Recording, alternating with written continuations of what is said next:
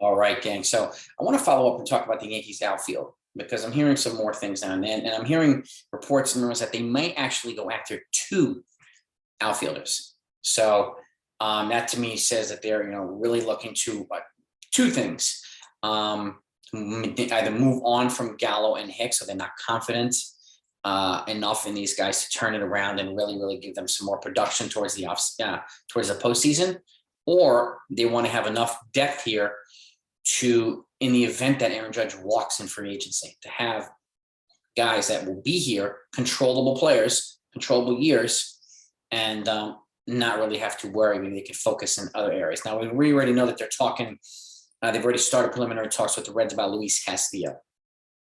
And I don't know about you folks, but I think they're bringing another reliever would be wise too. So, and three of the players I want to mention can all be part of multiplayer trades with a reliever coming back with them. So, but what I'm hearing is two really names of focus is Brian Reynolds and Andrew Benintendi. Okay, I'll talk about Ian Happ too, but let's just go over this. Andrew Benintendi right now is sitting 295 with 3 home runs and 25 RBIs. He's got 1 stolen base. His OPS is 751. So he's right in line with his career stats, but he's also an elite defender.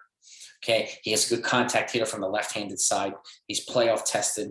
Okay, and again, he's a good hustle player, which is another thing that could benefit the Yankees.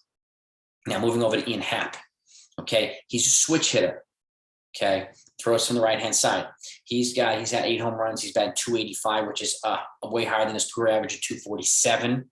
All right, he's a 2.4 WAR player already this season. So he's on pace right now for probably the 6th WAR. So that's significant, okay? It's just something to keep in mind.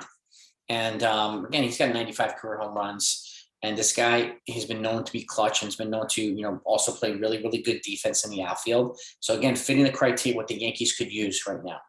And lastly is a more prototypical leadoff guy, which the Yankees don't have, right? One of the problems I think with the Yankees is the rotating. There's nobody that they're putting at top that's a leadoff hitter. IKF is probably the most ideal leadoff hitter on that team, and it doesn't say much anyway. But a guy like Brian Reynolds, who I'm talking about now from the Pirates, we've talked about him a million times, will be a perfect leadoff hitter for the Yankees. Okay, he's also a switch hitter. All right, he throws from the right-hand side. He's batting 12.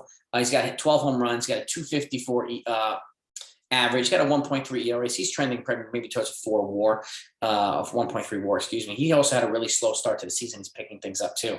He's also a good defender. Okay, he's a good solid contact hitter with speed, and he also has 3 more controllable years after this season. Happ has 2. Benintendi's a free agent after the season. So could you imagine if they got, let's just say, Ian Happ and Brian Reynolds? Yeah, they would have to give up a chunk of the farm.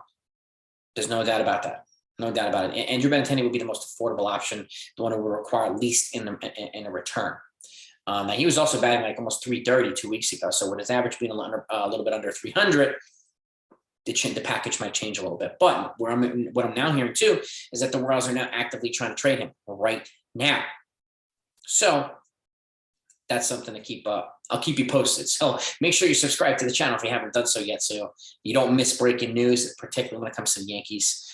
And obviously lineups, recaps, and everything else. So I don't want you to miss any good content. I really don't. But as we start to get closer to the trade deadline, we're probably going to hear more chatter with these 3 guys. But again, Brian Reynolds can be attached to a reliever. Now, it's probably unlikely David Bednar gets moved, but he's the guy to go after. Ian Happ, you go after David Robertson. Andrew Benintendi, you go after Scott Barlow. All reliable right-handed relievers. Okay? They all have controllable seasons too, except David Robertson. I think he's a free agent at the end of the season. Barlow's not a free agent until 2025, and then Bednar is not a free agent until 2027. Controllable years here, okay? So you get a Reynolds who's not a free agent until 2026, and a Bednar not a free agent until 2027. That's talking about massive controllable years. That'll be the biggest package. Ian Happ, David Robertson will probably be the second biggest, and then Barlow with Benintendi would be the third biggest. But you have options here for a multiplayer trade. But I'm hearing that the Yankees are potentially targeting 2 outfielders, okay?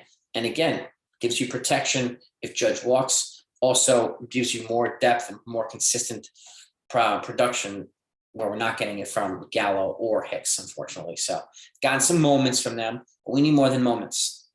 Okay, the fact is we need more of the moments. And if they want to put themselves in a better spot going into the playoffs, and I love the walk-off wins that they had against the Houston Astros, but you saw how tough that team was. And if we think that the Astros are not going to add to that team, we are mistaken.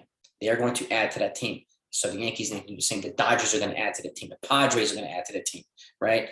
Even get teams like the Rays and some other guys in American League, they are going to add to their team. So the Yankees need to add to their team too. And again, any one of these guys. And could you imagine getting Benintendi and Brian Reynolds? Insane. Benintendi and Happ. Right? Those two. You have one guy who can play center, one guy that does. So, or whatnot. And again, if Judge walks, you can put one in center, you can put one in left.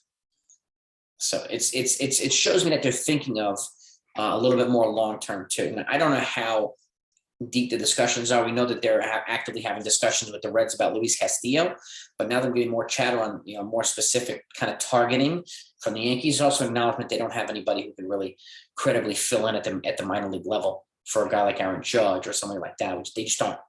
Okay, the prospects are a little bit further behind. Jason Dominguez, promising, not ready yet. Everson Pereira, promising, not ready yet. Everson Pereira, he showed flashes, but he can't really hit major league pitching. And how in the world are you going to replace a guy like Aaron Judge if he walks? So, and this is a way I think the Yankees are kind of thinking too. And again, controllable years at an affordable salary. It's gold. It's gold. And and again, it prevent the Yankees from having to overspend in free agency on a regular basis too. It'll give them some protection, some years to let these young kids develop and whatnot. And again, if they somehow get 2 outfielders, I think I'd be shocked. A lot of people would be shocked, but like it would change the landscape of things, which would be kind of cool. Kind of cool. And again, even if they got them by the trade deadline, think of the versatility and the depth that they have. And my guess is they're going to try to move Gallo at the deadline. My guess they'll look and see if you have any takers on Hicks. Probably not. He has to restore his value too, but you never really know. But these guys represent upgrades in these positions. And one of the issues that the Yankees have is they're very top heavy right now. A lot of great performances and then a lot of just mediocre or less than mediocre performances. And if you upgrade at these positions where it's mediocre and you start to bring them up, you all of a sudden have a more dangerous roster, more dangerous lineup. Okay, we can't have a lineup be a World Series contender with 3 holes in it, three automatic outs every time you come around, or 4 automatic outs every time you go. Can't do it. We can't do it. It's one thing that I noticed about the Astros. Their lineup is a little bit more balanced than ours. Even though Yankees got some clutch performances and 2 big walk-offs by Judge, they still split the series. And the Astros pitching is a little bit higher level. So, but issues with runners in scoring position, stolen bases, and things like that, these types of guys can help the Yankees mitigate those types of issues and give them a little bit more plate discipline, so that we're not swinging and missing at these high pitches all the time. So we'll see. You guys let me know what you think of this. I'm curious to know if the Yankees got 2 of these, which 2 would you want? Okay, and who would you package? I am of the opinion, I said this, that a starting pitcher and a reliever and an outfielder who's a more disciplined hitter who just hits for contact will be an absolutely perfect trade deadline for the Yankees. And they have the capacity to do it. Their farm system is now top 5 where it wasn't before. So they have the pieces to do it.